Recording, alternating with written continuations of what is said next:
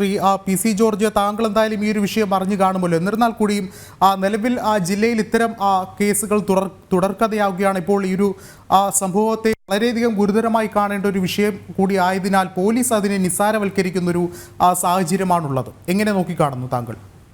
അതായത് ഇത് പറഞ്ഞ കാര്യങ്ങളൊന്നും പൂർണ്ണമായിട്ട് ശരിയല്ല. എന്റെ വീടിനകത്ത് കൃത്യം 4.5 കിലോമീറ്റർ ദൂരമുള്ള പള്ളിയിലോട്ട്, ഇവിടുത്തെ ഈ നിയമത്തിലെ ഏറ്റവും പ്രമുഖമായ ഒരു പള്ളിയാണ് പൂഞ്ഞാർ. അത് ഫൊറോന പള്ളിയാണ്. അവിടെ ഇരിക്കുന്ന വികാരി ഏറ്റവും നല്ല പാവപ്പെട്ട ഒരു വൈദികനാണ്.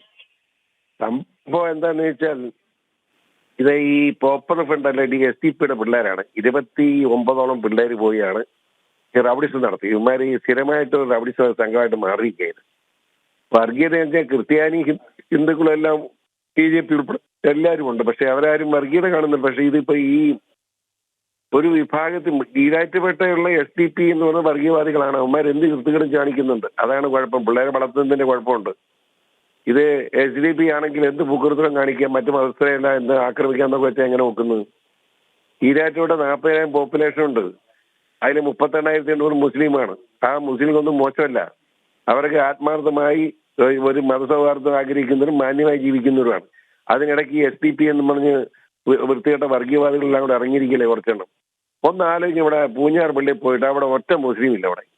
അവിടെ ചെന്ന് പള്ളിക്കര ഗ്രൗണ്ടിൽ കയറിയിട്ട് എന്തിനാ ബഹളം ഉണ്ടാക്കിയവന്മാരും മര്യാദ വേണ്ടേ? ആ അച്ഛനൊരു പാവപ്പെട്ട കൊച്ചച്ഛൻ വിചാരിച്ചില്ലായിരുന്നു. അവിടെ കൊച്ചച്ഛൻ ഒരു പാവപ്പെട്ട ഒരു വൈദികനാണ്, പുതിയ വൈദികനാണ്. അങ്ങനെ കൈ കൂപ്പിക്കൊണ്ട് മക്കളെ ഇവിടെ നിന്ന് ഇറങ്ങിപ്പോണം. പള്ളിക്കകത്ത് ആരാധന നടക്കുക. അതാണ് പ്രശ്നം.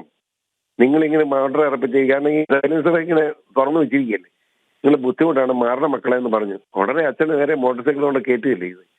അച്ഛൻ മാറി ചാടി വീണുകൊണ്ട് അച്ഛന് അപകടം പറ്റിയില്ല, എങ്കിലും പരിക്കുണ്ട്. അത് കഴിഞ്ഞൊരു വണ്ടിയും അച്ഛൻ തട്ടിയിട്ടേച്ചാൽ പോയി. എന്നാൽ ഇങ്ങനെയൊക്കെ ചെയ്താൽ എങ്ങനെ ജീവിക്കുന്നതായിട്ട് മനുഷ്യൻ ജീവിക്കണ്ടേ? അതിപ്പം പോലീസിന്റെ ഭാഗത്ത് ആദ്യം നിസ്സംഗതയായിരുന്നു. ആദ്യം പോലീസ് സ്റ്റേഷനിൽ വിളിച്ചു പറഞ്ഞപ്പോൾ SI പറഞ്ഞ് അച്ഛനെ ആശുപത്രിയിലാക്കിന്ന് പറഞ്ഞപ്പോൾ SI പറഞ്ഞു, അങ്ങനെയാണെങ്കിൽ അച്ഛൻ വരുമ്പോൾ ഇപ്പൊ മൊഴി എടുത്തേക്കാന്ന് പോരെ. അത് പറയേണ്ട രീതി പറഞ്ഞു കഴിയുമ്പോൾ അവർക്ക് ബോധം ഉണ്ടായി. DVSP ഉൾപ്പെടെ സർക്കിൾ ഉൾപ്പെടെ എല്ലാവരും പൂഞ്ഞാർ പള്ളിയിൽ വന്ന് ഞാൻ ഉണ്ടായിരുന്നില്ല അവിടെ. വളരെ സ്ട്രോങ് 10,000-2,000 ആളുകൾ ബഹളമായി. ഞാൻ പറഞ്ഞ വഴക്കം ഉണ്ടായിരിക്കും, സമാധാനിപ്പിക്കാൻ പാറ്റത് പൊതുപ്രവർത്തകരായ ഞങ്ങൾക്കൊക്കെ ഉണ്ടല്ലോ. അതുകൊണ്ട് ഇപ്പൊ സമാധാനമായിട്ട് പോകണമെന്ന് പറഞ്ഞാൽ അടിച്ചമർത്തിയെന്നല്ല, സ്നേഹം പറഞ്ഞ് അമർത്തി വെച്ചിരിക്കുകയാണ്.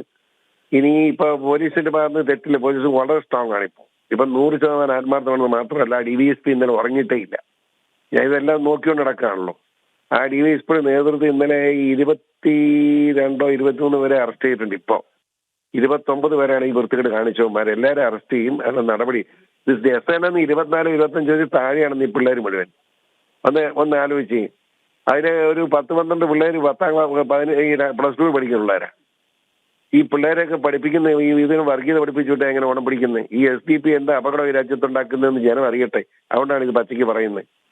അവർ പറഞ്ഞു വയ്ക്കുന്നത്, അവര് പറഞ്ഞിരിക്കുന്നത് എന്താ, ഒരു മുസൽമാനാണെങ്കിൽ മറ്റുള്ളവരെ കൊന്നോണെന്നാണ് പറയുന്നത്. അങ്ങനെ പഠിപ്പിച്ചാൽ എങ്ങനെ നോക്കുന്നത്? ഇത് വലിയ സങ്കടകരമായ കാര്യമാണ്.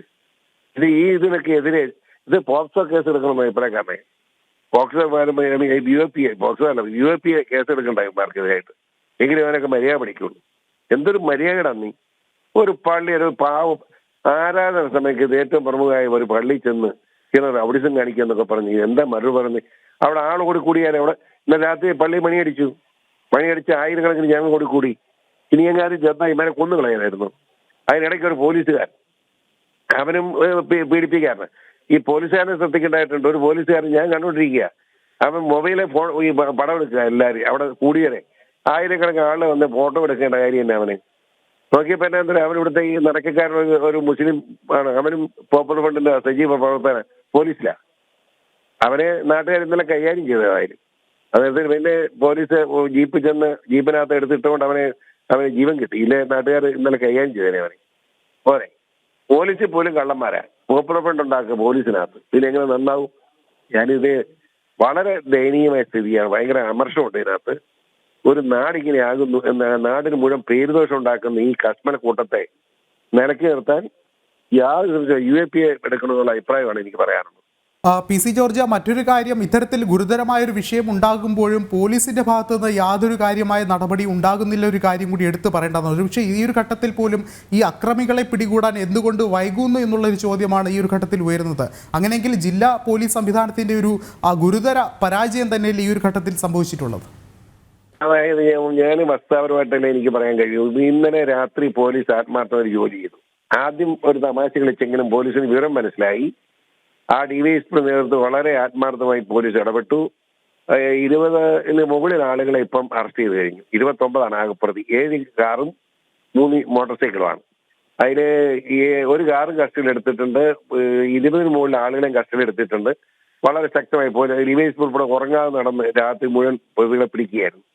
ആ കാര്യത്തിൽ ഞാൻ നടന്നു പോലല്ലേ പറയാൻ പറ്റും. പോലീസിന് ചുമ്മാ കുറ്റം പറയുന്നത് ഇങ്ങനെ.